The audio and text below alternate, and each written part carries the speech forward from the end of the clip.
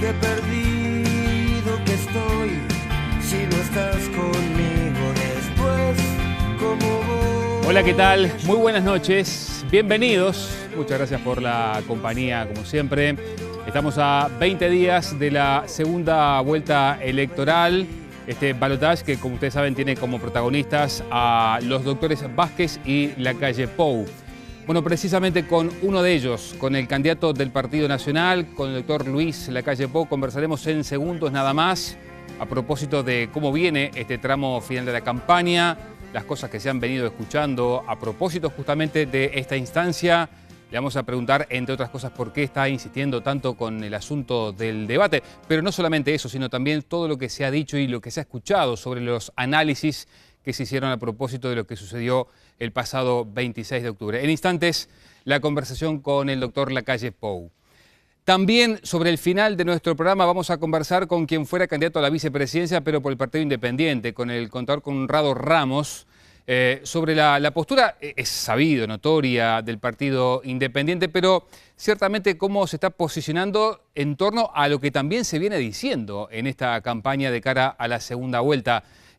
¿Por qué no publicita su voto? Ustedes saben, Pablo Mieres sí lo ha dicho, votará en blanco, pero Conrado Ramos no. Bueno, vamos a conversarlo con él. ¿Y qué pasa, por ejemplo, si le ofrecen algún cargo, alguna posición en algo que tanto ha insistido Conrado Ramos, como es, por ejemplo, la reforma del Estado? Lo vamos a conversar dentro de un rato también aquí en la noche de hoy en nuestro programa. Y como siempre, el aporte de nuestros compañeros, a quien se saludo. Nicolás Núñez, ¿cómo estás? Buenas noches. Buenas noches, Alfredo. Buenas noches a todos los televidentes. Vamos a estar conversando sobre un emprendimiento productivo del interior del país que está atravesando algún problema. Estamos hablando de Ecolat, la ex Parmalat. Se anuncia el envío de 350 trabajadores al seguro de paro.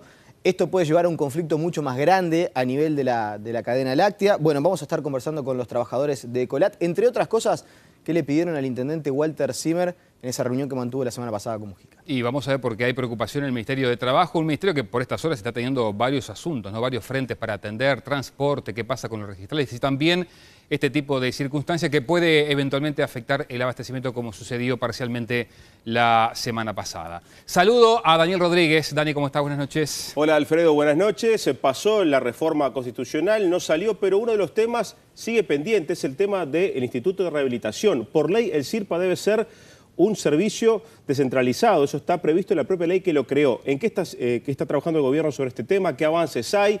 El rechazo del sindicato del INAU, que dice que hay que interpretar lo que pasó en las urnas y que no hay que separar el CIRPA del INAU. Esto lo veremos en el informe de Entre Líneas. ¿Qué pasa justamente con ese Instituto de Rehabilitación? ¿Hay un compromiso eventualmente de que esté funcionando en esta administración antes de que termine la administración Mujica? Se van a enterar si efectivamente eso ocurrirá o no también en el programa de esta noche. Y ahora, con muchísimo gusto, si me acompañan, como les habíamos prometido, vamos a recibir al doctor Luis Lacalle Pou. Doctor, ¿cómo le va? Buenas noches, gracias por acompañarnos. Muchas gracias, a la orden. Bueno, de los análisis que se han hecho después del 26, ¿qué fue lo mejor que escuchó y qué fue lo peor que escuchó? Escuché muchísimas cosas. La verdad, Alfredo, que no he tenido tiempo de zambullirme en un análisis. Estamos en plena competencia electoral, tenemos a 20 días la segunda vuelta. A ver, para hacer unos titulares a priori, pero reitero que no profundicé en los mismos. El crecimiento del Partido Nacional, en votos en legisladores, un senador más, 2 diputados más. El crecimiento desparejo en distintos lugares, crece en Montevideo y no crece tanto en el interior. Después había que analizar departamento por departamento, quién gobierna cada departamento y cuál fue la distribución del electorado. A veces el Partido Nacional crece e incluso el Frente crece más y por eso termina teniendo primacía en cada departamento. Después el tema etario a mí me seduce estudiarlo, cómo votaron las distintas generaciones, pero reitero que todavía no hay un análisis, no tuvimos tiempo. ¿Sigue contratando encuestadoras? Nosotros trabajamos con 2 o 3 encuestadoras. En este último plazo desconozco, pero me imagino que sí, que estamos con algún tipo de estudio en la vuelta. ¿Las mismas? Sí, las mismas. Los primeros números que le erraron como las peras, pero no, salvo una que contratamos que fue la que acertó.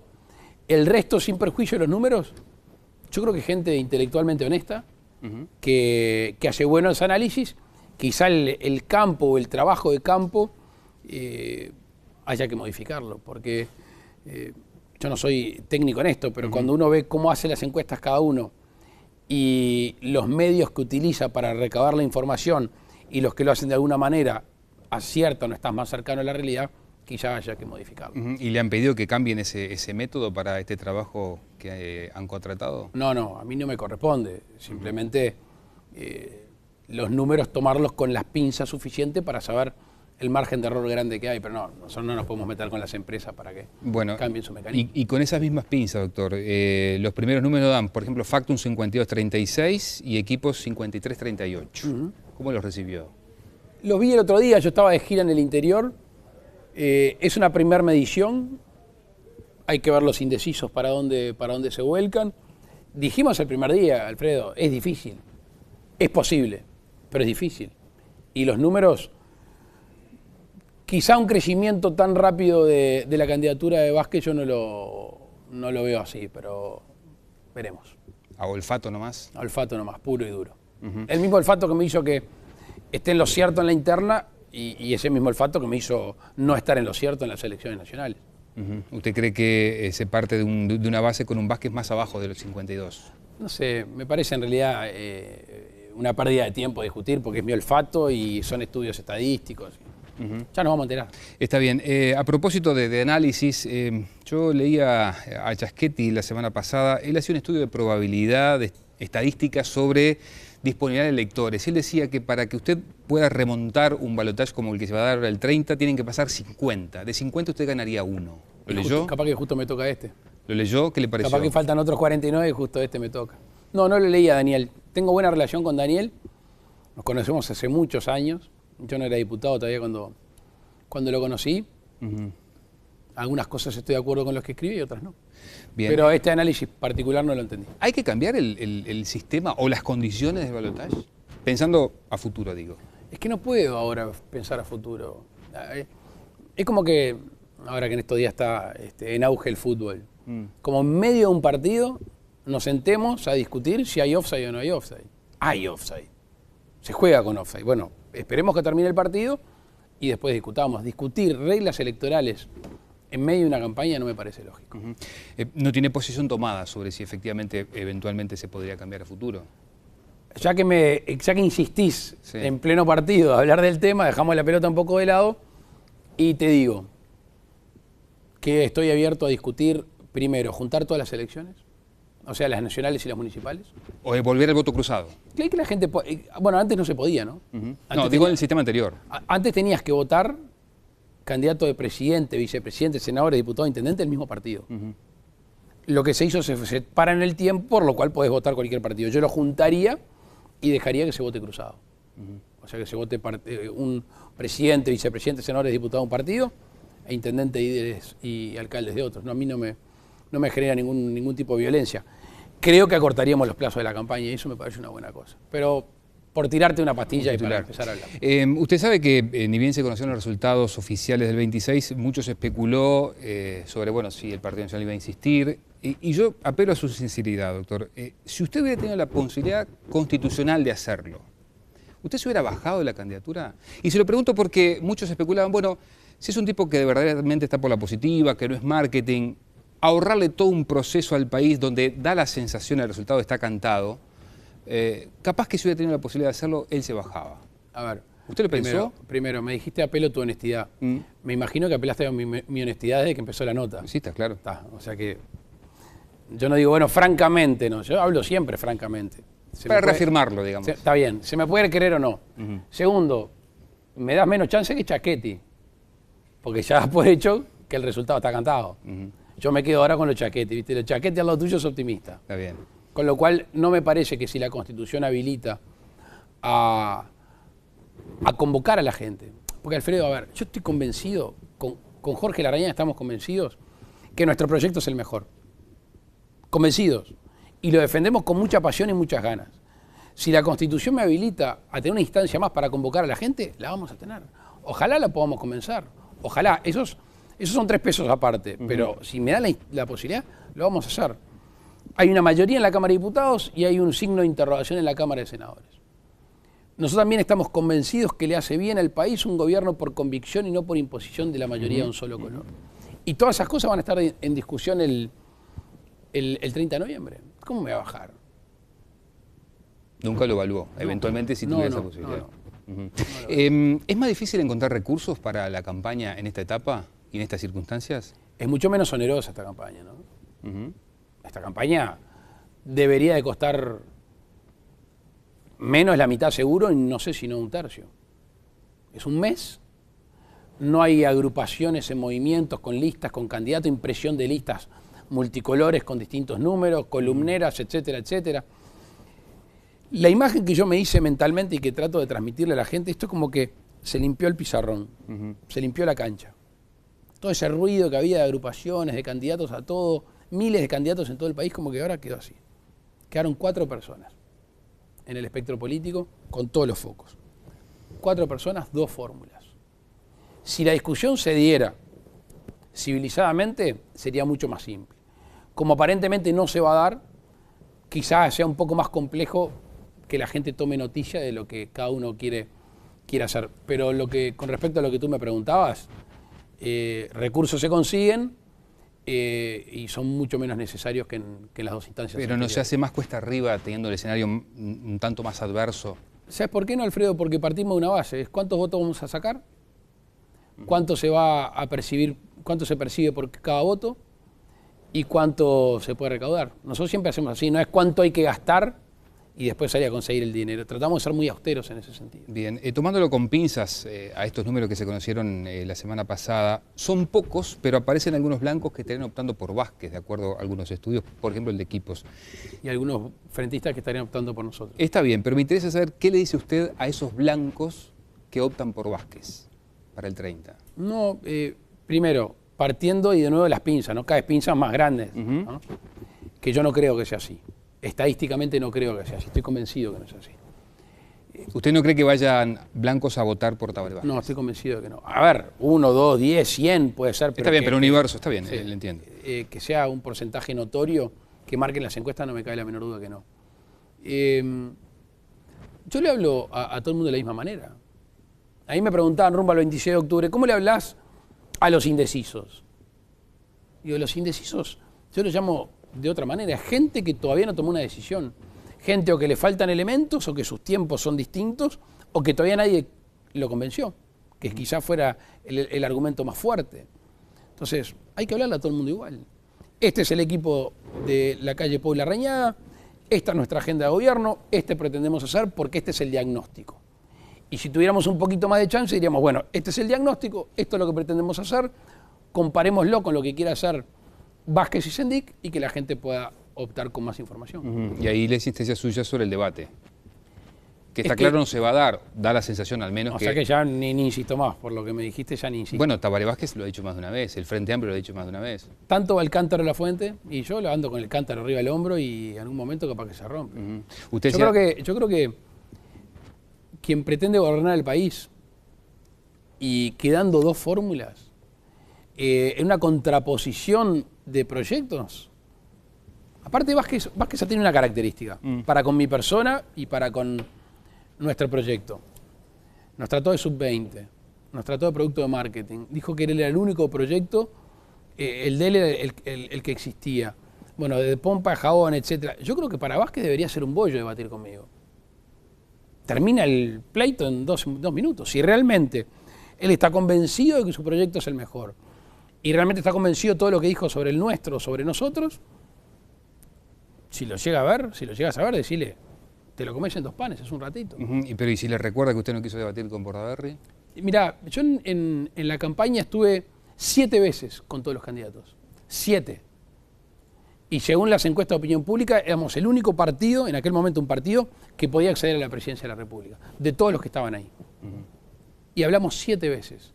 Cuando Bordaberry plantea este tema, a 14 días de la elección más o menos, bueno, yo había dado suficientemente por discutido y presenciado con él y con el resto de los candidatos, y yo sabía que el día después del 26 de octubre tenía que, de alguna manera, tener más cosas de acuerdo que diferencias con el Partido Colorado. Entonces, entendí su intención de debatir, pero yo sabía cuál era el fin último. Aparte no era que me había borrado 7 veces, reitero, con el Partido de los Trabajadores, con el PERI, con Unidad Popular, con el Partido Independiente, con el Partido Colorado y el Partido Nacional. Y una vez sola, el doctor Vázquez. Usted dice, doctor, que no le habla en forma diferente a los independientes, a los indecisos, pero desde el oficialismo sí se apela en particular a dos sectores de votantes como son los vallistas y los wilsonistas. De hecho, hoy mismo lo reiteraba, por ejemplo, el senador Michelini.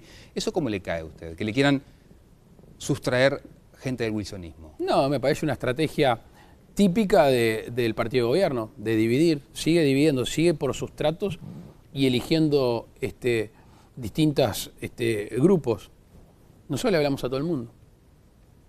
Le voy a preguntar sobre algo que usted ha dicho que no es una postura, que no es marketing como es su fundamento de la positiva. 10 años de gobierno generan desgastes, generan blancos donde se puede atacar. Su postura por esta positiva no ha dejado, en definitiva, una campaña sin marcación de errores. Y se lo pregunto porque en el balotaje donde Valle es presidente, Valle tenía una actitud parecida a la suya, pero él fue el que hacía el trabajo sucio, digamos, por llamarlo de alguna manera. ¿Es lo que de alguna manera ahora se plantean hacer con Larrañaga? No. Lo que te decía hoy al principio, quedó la cancha libre y hay dos caminos a seguir. ¿En base a qué? A un diagnóstico, que puede ser distinto. Pero nosotros hablamos del diagnóstico, yo siempre digo las cosas que están mal. Lo digo con mucho respeto. Y enseguida que digo qué es lo que está mal es qué es lo que vamos a hacer, cómo lo vamos a mejorar. Allí está una forma de entender la vida y la actividad política. Yo he interpelado ministros de todos los colores. Desde el año 2000 que soy diputado, mi primera interpelación fue un ministro de mi partido, que era de filiación blanca, pero que participaba del gobierno de Jorge Valle. Me dijo, ¿no podés interpelar a un ministro que es de tu partido? Le digo, sí, pero si para mí están mal hechas las cosas. No importa de qué partido es. Y después seguí, y en estos últimos 10 años he interpelado varios ministros. O sea que no ha faltado una presencia crítica sobre la realidad. Lo que sí tengo es una visión proactiva de generar, de crecer y no destruir ni confrontar.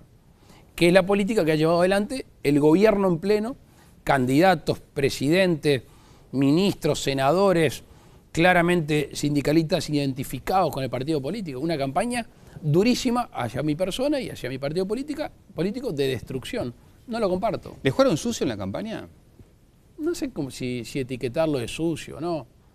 Sí sé que con tal de ganar y quedarse en el sillón, algunos hacen cualquier cosa, no me cabe la menor duda.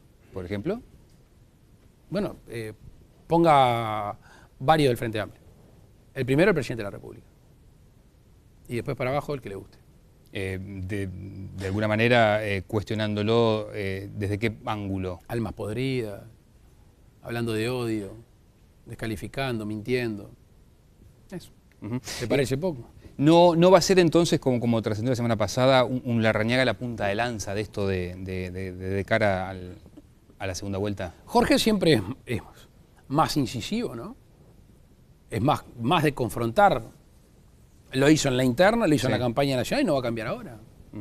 Porque por la positiva también significa ser auténtico. Yo no puedo andar con caretas por un proceso electoral, no puedo andar prometiendo más de lo que puedo hacer, Alfredo, porque esté a 20 días de una urna. Entonces, ¿en 10 días qué hago? ¿Me pongo como loco? ¿Le están prometiendo cargos desde el Frente Amplio, dirigentes del Partido Nacional? Enciso, la semana pasada, de alguna manera lo denunciaba en comentarios que publicó el diario El País. Lo leí, estuve con el pájaro el sábado, le pregunté y obviamente él maneja elementos que yo no manejo, pero lo estuvimos hablando y él lo suscribe. ¿Y usted también? Yo no tengo conocimiento, diría Vicente Chiarino. Ajá. No tiene conocimiento, pero de alguna manera respalda la Claro, yo le pregunté al pájaro y él tiene elementos. Y para mí Carlos es una persona seria y que no habla por hablar. ¿Y por qué no se hace hincapié en eso? ¿Por qué no se hinca el diente en eso? Porque no me parece a mí que deba ser una parte de la campaña política. ¿De su parte? De mi parte. Ajá. ¿Y por qué, entiende usted, doctor, no se puede detener de alguna manera el avance del Frente Amplio en el interior del país? A propósito de Florida, ¿no? Bueno, no es el caso, el ejemplo de Florida, pero ciertamente en la mayoría... se descontaron más votos, ¿no? Está bien, en la mayoría de los departamentos hay un avance notorio del Frente Amplio. ¿Qué pasó allí? ¿Es que la opinión de los caudillos locales no pesa como antes? Parto de la... volvemos como en el ludo para atrás a la primera pregunta y yo te decía que todavía no estaba capacitado para hacer un análisis en ese sentido. No te olvides también que no hay dos partidos políticos en el terreno, sobre todo en el terreno local. Hay un partido colorado que también pesa, el partido independiente y después los partidos menores. En algunos lugares crece el Partido Nacional, igual gana el Frente Amplio. ¿Por qué? Porque vota menos el Partido Colorado. Entonces, crece el partido y crece el Frente Amplio, crece un poco más el Frente Amplio. Pero tendríamos que agarrar departamento por departamento, dirigente local por dirigente local. Y es más, el trabajo que yo pretendo hacer ya ni siquiera es por departamento, es por áreas, por zonas, que a veces explica mucho más lo que es la votación. Si vas a Canelones, en Canelones hay votaciones salpicadas y distintas según la localidad. Obviamente zona metropolitana y la otra y el Santoral es distinta, pero dentro mismo del Santoral depende la dirigencia, depende la confluencia de votantes de distintos partidos. Le voy a hacer una pregunta utilizando un término que no sé si existe, pero ¿el país se izquierdizó o la izquierda se fue un poco más al centro? Estás haciendo todas preguntas que en realidad no son de mi tarea, pero como soy medio atrevido te las voy a contestar. A ver. No creo. Yo creo que es un tema mucho más coyuntural que estructural. Mucho más coyuntural. ¿Qué pesó en la coyuntura entonces para que...? Varias cosas. Por ejemplo. Varias cosas. El llamado welfare state, el Estado benefactor, muy presente, seguramente el tema económico, seguramente. Y no pesó tanto elementos que para nosotros son muy importantes, sobre todo a corto, a mediano y largo plazo, como el tema educativo. Eso para nosotros es el tema que donde se generan las brechas más importantes en una sociedad. Porque la economía puede fluctuar, ojalá que no, ojalá que siga en ascenso. Pero si no se generan oportunidades educativas según los distintos clases sociales, económicas y según el territorio, la brecha se sigue ampliando. ¿Me permite una breve pausa? Estamos entrevistando al doctor Luis Lacalle Pou. En instantes estamos de vuelta, ¿eh? Que estoy